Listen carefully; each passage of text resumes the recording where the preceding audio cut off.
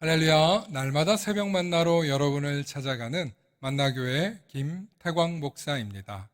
오늘도 하나님의 말씀을 통해 하나님의 나라와 의를 구하며 이 세상을 보다 아름답게 만들어 가시는 저와 여러분들 되시길 소망합니다.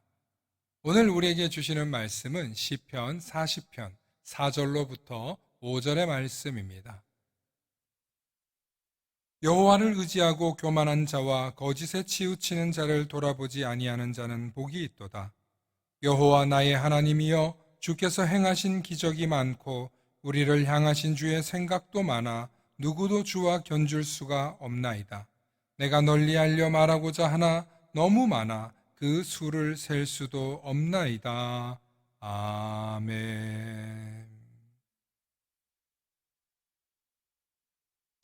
오늘은 이제 하나님의 사랑받는 성도로 살자는 제목으로 말씀의 은혜 나누고자 합니다.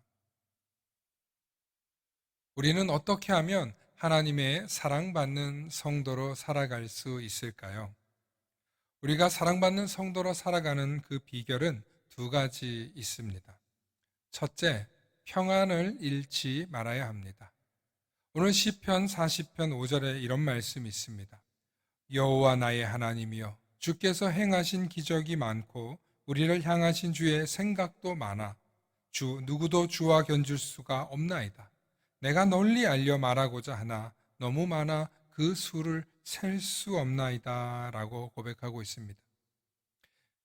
시편의 이 시인은 우리를 향하신 하나님 주의 생각이 너무 많아서 다 표현할 수도 없고 알릴 수도 없을 정도라는 것입니다. 즉 하나님께서는 우리를 향하신 크신 사랑과 관심으로 지켜보고 계십니다. 그러니 너무 걱정하지 말고 평안을 유지하며 살아가십시오. 사랑받는 성도는 하나님의 생각의 중심에 있고 하나님의 시선에 한 몸을 받는 존재입니다.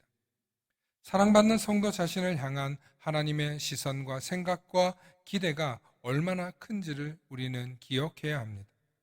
우리를 향한 하나님의 생각은 돈과 권력과 성공을 주는 것이 아니라 평안과 미래와 희망을 주는 것입니다. 하나님이 주시는 평안은 축복의 정수입니다. 그러므로 평안이 없는 축복은 축복이 아니며 아무리 부를 많이 가지고 있어도 평안이 없으면 불행할 따름입니다.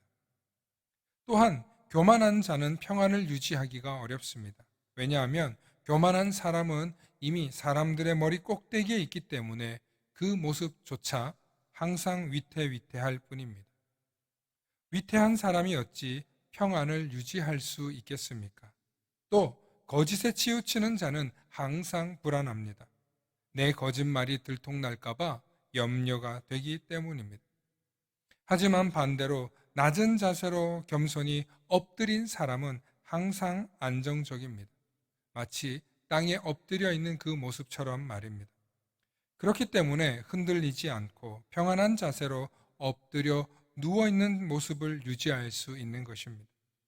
또한 정직한 자는 누군가의 눈치를 살필 필요가 없기 때문에 정직한 자도 안정된 마음을 유지할 수 있습니다.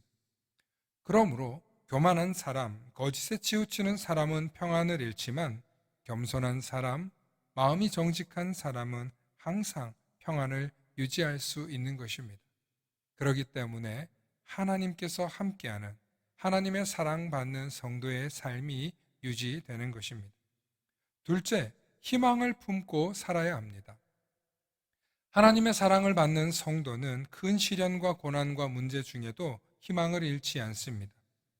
왜냐하면 시련의 십자가조차도 두려워하지 않기 때문입니다.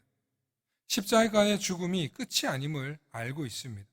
예수님께서 이 땅에 오셔서 십자가에 달리신 것은 우리를 구원하기 위함이시지 자기를 구원하기 위해 죽으신 것이 아닙니다.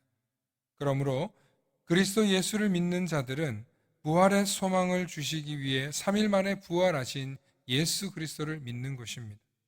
그래서 예수님의 공생의 기간 동안 예수님께서 십자가를 향해 걸어가셨지만 그것이 절망과 죽음으로 끝나는 것이 아니라 부활의 소망, 부활의 희망이었다는, 부활의 신호탄이었다는 것을 알기 때문입니다.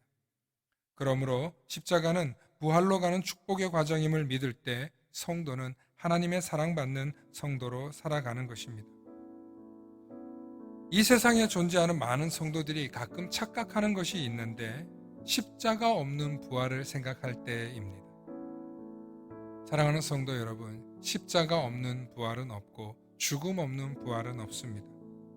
고난과 절망이 없으면 희망도 의미가 없습니다. 왜냐하면 절망스러운 상황을 경험해보지 못했기 때문에 희망이 무엇인지도 모릅니다. 반대로 절망적인 상황을 경험해본 자만이 희망이 얼마나 소중한지를 압니다.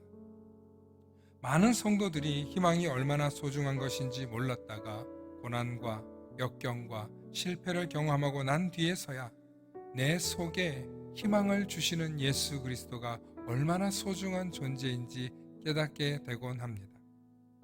어린 시절 젊은 날에는 저절로 희망과 욕구가 생겨납니다. 아니, 넘칩니다.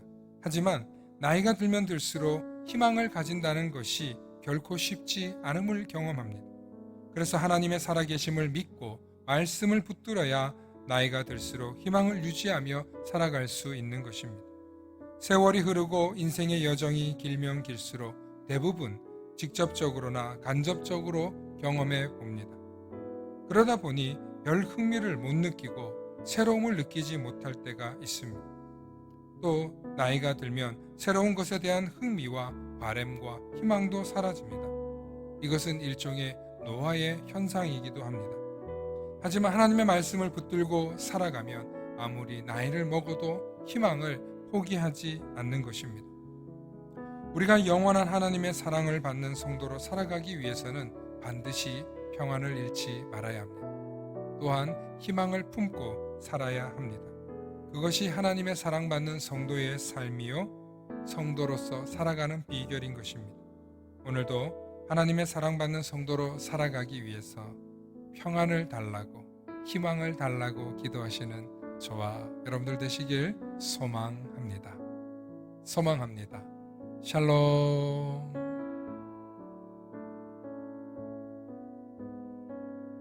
다 함께 기도하시겠습니다. 사랑과 은혜가 충만하신 아버지 하나님, 참으로 감사합니다. 하나님, 우리에게 평안을 허락하여 주시옵소서. 하나님, 우리에게 희망을 부어 주시옵소서. 하루하루 살다 보면 고난과 또 역경과 실패를 경험합니다. 또 인생의 큰 어려움 속에서 절망하게 되는 순간도 있습니다. 그러나 하나님, 그런 모든 상황 속에서도 우리가 평안을 유지할 수 있도록 하나님 평안의 은혜를 허락하여 주시옵소서. 동시에 우리가 살아갈 희망을 품고 살도록 하나님 우리 마음 가운데 희망을 부어 주시옵소서. 그래서 어떤 절망과 고난과 시련과 위기가 닥쳐온다 할지라도 하나님이 주시는 그 희망을 품고 하루하루 뚜벅뚜벅 담대히 걸어갈 수 있는 우리 모두가 되게 하여 주시옵소서. 오늘도 하나님이 주시는 평안과 희망을 품고 이 하루도 기쁨으로 살아내는 우리 모든 성도님들 되게 은혜 내려 주시옵소서. 감사드리며 우리 주 예수 그리스도의 이름 받들어 간절히 기도 올리옵나이다. 아멘.